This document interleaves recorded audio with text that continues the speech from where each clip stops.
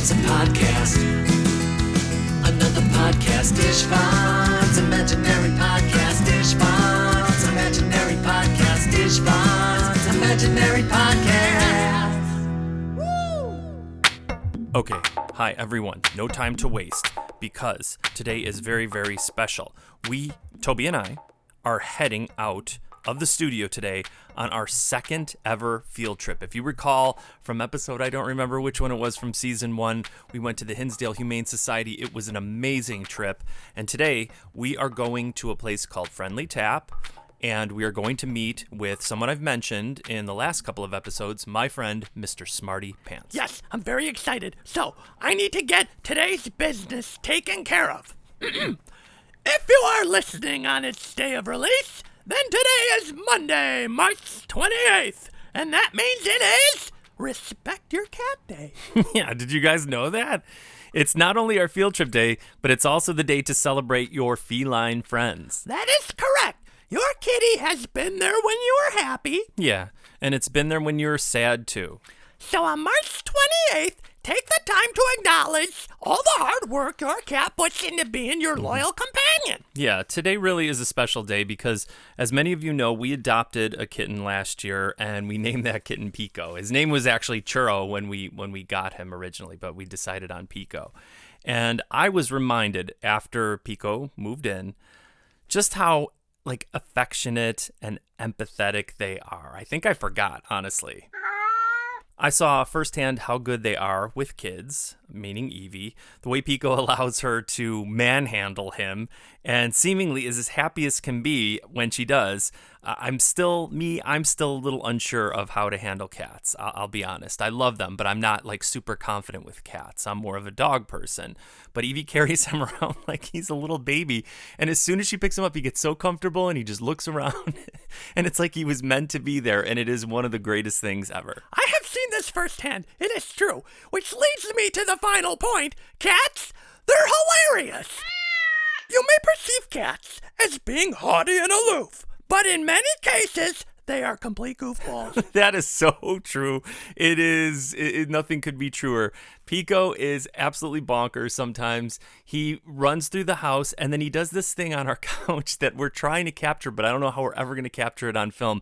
He does a Tony Hawk skateboard thing off of our couch where he goes to the very top. He doesn't go on top of it, but it's like he's riding a pool, like when you see skateboarders, whatever, grind the edge of a pool. And it's one of his favorite things to do among many, many. He has brought a ton of joy into our life. He makes us laugh all the time. And again, the dynamic between him and June, our dog, is that's a television show in and of itself. So today, spoil your cat with a new toy or a fancy treat or just more pets and squeezes than you normally do. Happy Respect Your Cat Day. Okay, so it's time.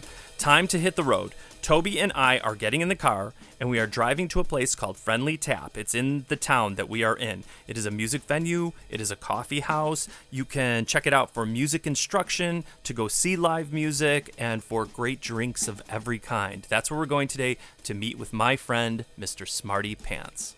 Yeah, I'm super excited because I get to conduct the interview. Yeah, that's right. So guys, I want you to listen up and learn how to be a good reporter and an interviewer. I'm going to ask Mr. Pants a bunch of questions and record his answers. But then I am going to do some sweet professional voiceover, or VO as they say in the biz, and lead everyone through the process. Yeah, I think that is such a great idea. That was Toby's idea. So not only can you guys hear the interview with a really interesting person to learn what he does, but then you can also see how Toby does the interview and how you guys might be great reporters yourselves at some point. Yeah, serious multitasking. Okay, let's go. I can't wait. Yeah, go we shall. Alex, please play my song, Go, appropriately, and we will head over while it plays. So when we come back after the song, we will be at Friendly Tap with Mr. Smarty Pants. All right, let's go. This is the song Go, from the Parents' Choice Award-winning album Playtime, by Istvan and his imaginary band.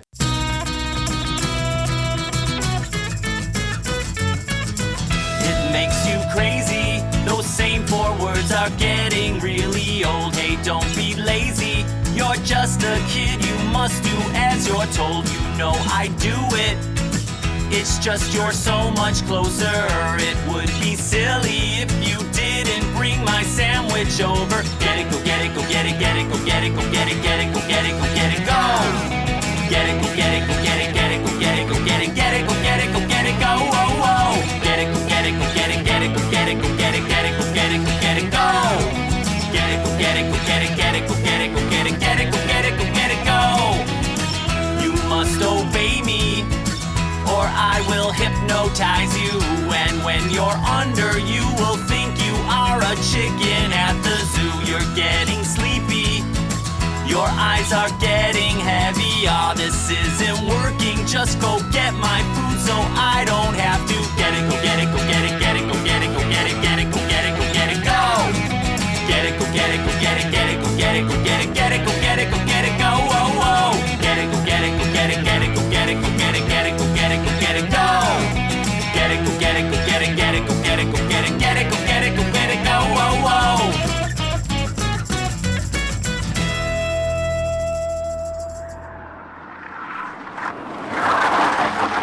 Oh, jeez, we should learn how to drive. I think I'm car sick. Guys, get ready. We're going inside now. Prepare yourselves for my interview with Mr. Smarty Pants. Okay, guys, Toby here, your intrepid field reporter.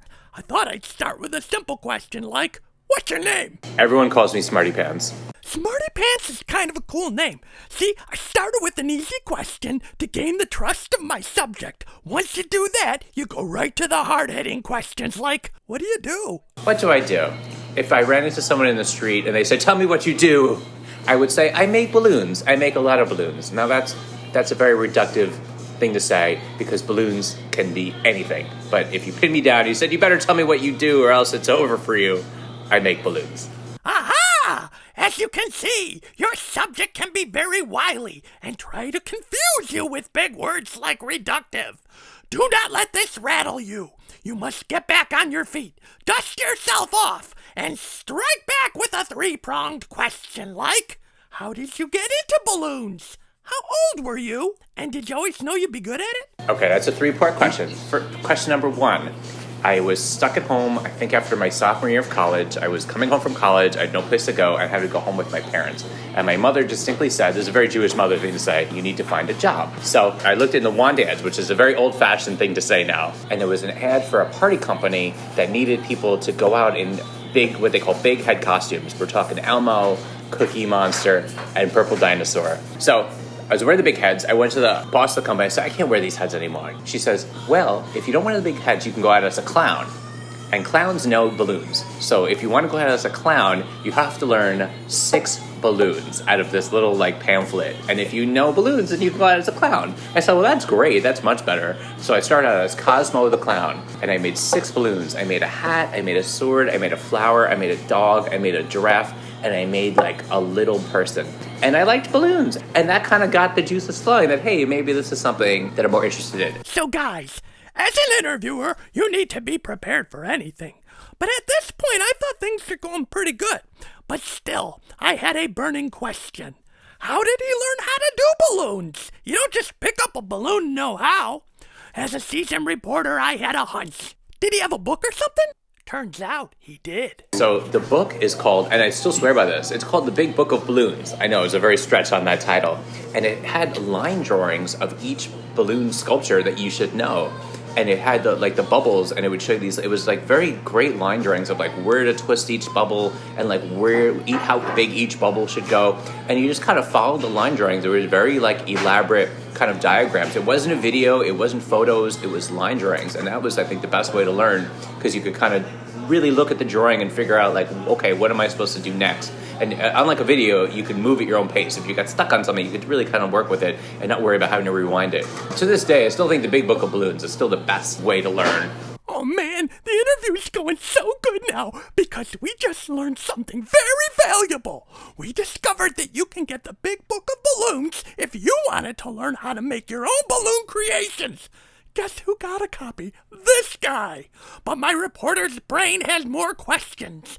I wondered, how do you go from beginner balloons to the elaborate things Smarty Pants makes in his shows? I asked him, How the heck do you do it? I liken it to like learning music. Really, like I feel like when you learn music, you learn like the notes, and you learn the scales, and you learn the basic like fingering of like where to put your fingers, and then you learn some chords. But then after you know that, well, then the real magic happens by combination of everything that you already know into new patterns and new skill, new ideas. So that's really where I go. Is you have the basic skills of balloons, but then the bigger leap is putting those together in different ways and coming up with new twists that you can do to kind of get the balloons to do what you want. At this point, you've got your subject in the palm of your hand, so I like to inject a little humor. And I asked Smarty Pants if he liked the song Fondue from Istvan and his imaginary band. If you consider listening to it anywhere from 10 to 50 times a day, yeah, I'd say I probably do enjoy it. If you consider having the entire song memorized so that I could sing it back to you at any point in time, liking it, yeah, I think I probably do like it. Now, spoiler alert, Istvan and Smarty Pants are working on a video idea for Fondue, and it's gonna be pretty cool. Now, in closing, I asked him if he could explain what his show is all about. So the show just fell out of my head, and people said, "What's a balloon show?" And I said, "I don't know." That's the best thing. It doesn't really have a magic show. You know, people expect you to do magic tricks, and I'm fooled or I'm totally tricked. A music show, they expect you to sing songs and play music, but a balloon show, as long as it has balloons in it. So I really took like a vaudeville approach, and vaudeville is best known for people who all had like a very niche skill. There was a juggler, there was a puppeteer, there was a magician, there was an acrobat. I said, well, let me take what I can from all of those different genres and apply it to balloons. So I do balloon magic, I make a balloon puppet, I do a lot of like balloon spectacle where I call it like a giant balloon, and I just figure out like a giant shark or a giant alien. I figure out something for it to do. A little balloon-like comedy where it's like just a very like audio comedy where I have like a little script that I come up with about the balloon. So that's really the balloon show. It could really be anything I want. That's the best part. Wow, that went great. Thanks to Smarty Pants for talking to me, and thanks to Istvan for trusting me to do this interview and taking me to the coffee house. I even tried some coffee, but I thought it was disgusting.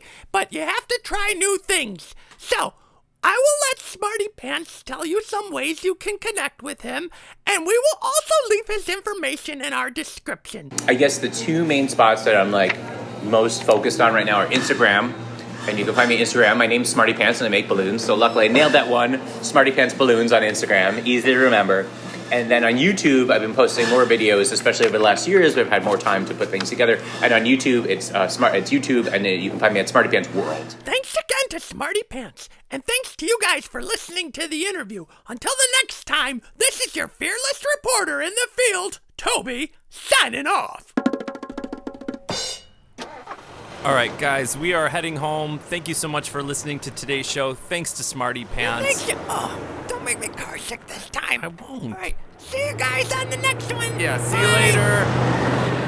Goodbye. It's only gonna be for a little while. Goodbye. Till we play again and make a bunch of new friends. Goodbye. You're invited too, so could you give us a smile? Goodbye. Now keep that all in mind and time will fly.